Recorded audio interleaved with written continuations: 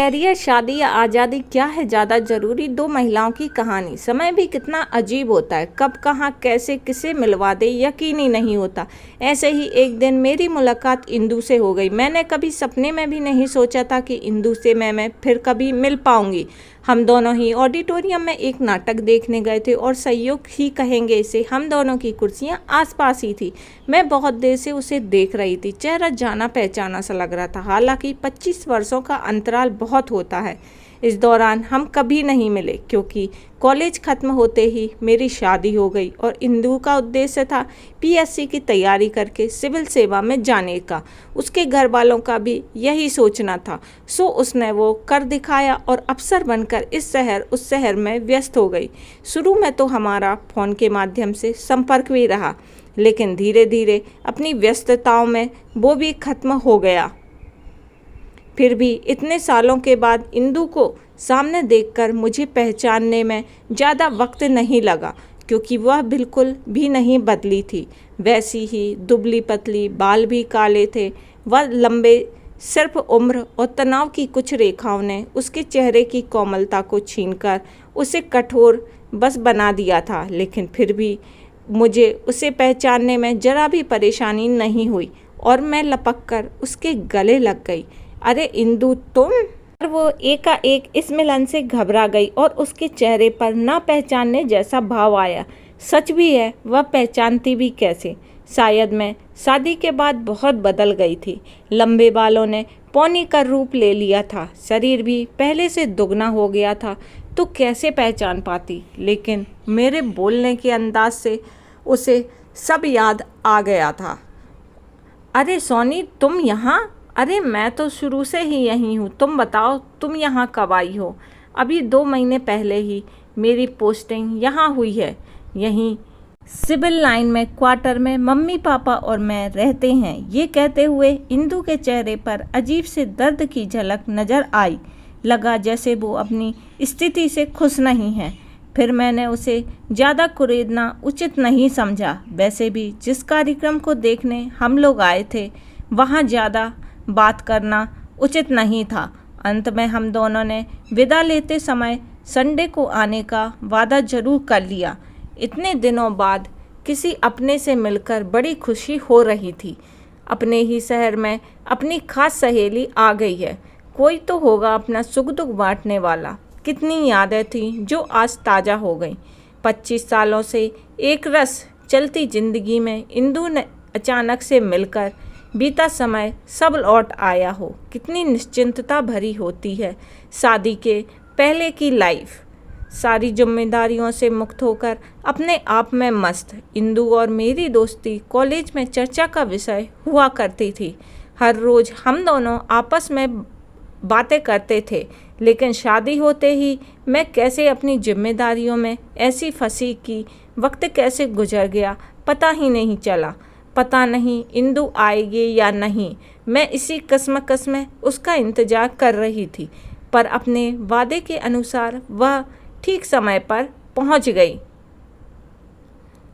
अच्छा था आज घर पर कोई नहीं था। ढेर सारी बातें करेंगे। प्रवीण अपने काम से बाहर गए थे और बच्चे भी बाहर थे, वरना उन लोगों के सामने इंदु को इतना सारा टाइम भी ना दे पाती। आखिर 25 सालों का हिसाब किताब जो करना था। इधर उधर की बातें, बहुत सारी बातों के बाद आखिर में मैंने उससे पूछ ही लिया। और सुना यार इंदु, तू तो शादी ना करके बड़े मज़े में होगी। इतनी बड़ी अफसर जो बन गई है, नौकर चाकर बंगला सब है तेरे पास और अपनी मर्जी की मालिक भी है। अब चाहे जो करो, बिल्कुल बिंदास। हालांकि यह सब मैंने मजाक में ही कहा था, लेकिन वो एकदम संजीदा हो गई। क्या खाक खुशी हूँ। ये कैरियर बनाने के चक्कर में कितना कुछ खो दिया है मैंने। पहले जब रिश्ते आते थे तो हर रिश्तों में खामियां नज़र आती थी। कोई मेरी बराबरी का नहीं, तो किसी का रंग रूप नहीं भाता था, तो किसी के घर का स्टेटस अच्छा नहीं लगता था। पापा और मैं हर रिश्ते को पारखी नज़रों से देखते थे। माँ समझाती भी तो हमें समझ नहीं आता था। धीरे धीरे रिश्ते आने बंद हो गए। भैया भाभी ने भी धीरे धीरे मम्मी पापा की सारी जिम्मेदारी मुझ पर छोड़कर किनारा कर लिया। अब मैं इस उम्र में अकेलापन खाने को दौड़ता है। अकेले ना कहीं जा सकती हूँ, ना किसी से खुलकर बात कर सकती हूँ। सोचती हूँ अभी तो मम्मी पापा हैं, आगे पता नहीं क्या होगा। इस अकेलेपन से लड़ते लड़ते थक गई हूँ। खैर छोड़, मैं भी कहाँ अपना दुखड़ा लेकर बैठ गई हूँ। तू अपनी सुना। उसने मेरे सुंदर घर को तौलिया की नज़रों से देखा। शायद मेरे सुखी जीवन होने का अनुमान लगा रही थी। तू तो बहुत सुखी है, तेरे पास आज सब कुछ है, घर, पति, बच्चे, सब कुछ है। अच्छा हुआ जो तूने जल्दी शादी करने का फैसला कर लिया। ये कैरियर वैरियर के चक्कर में तू नहीं पड़ी। अब क्या बताएं शोनी, इंदु को कि कितनी सुखी है वो। जो घर साज सजावट को देखकर वो मेरे सुखी होने का अनुमान लगा रही है, उसे बनाए रखने के लिए कितनी मशक्क़त करनी पड़ती है मुझे। शादी के बाद ही जिस साथ की मैंने कल्पना की थी वो मुझे कभी मिला ही नहीं। पति के रूप में एक तानाशाही और मनमौजी इंसान मिला, जिसने हमेशा अपने हिसाब से ही ज़िंदगी को जिया है। मैं तो सिर्फ उसकी मर्जी के मुताबिक चलने वाली घर की केयर टेकर बस हूँ। पहले बच्चे छोटे थे तो उनकी जिम्मेदारियों में अपने आप को भूली रहती थी।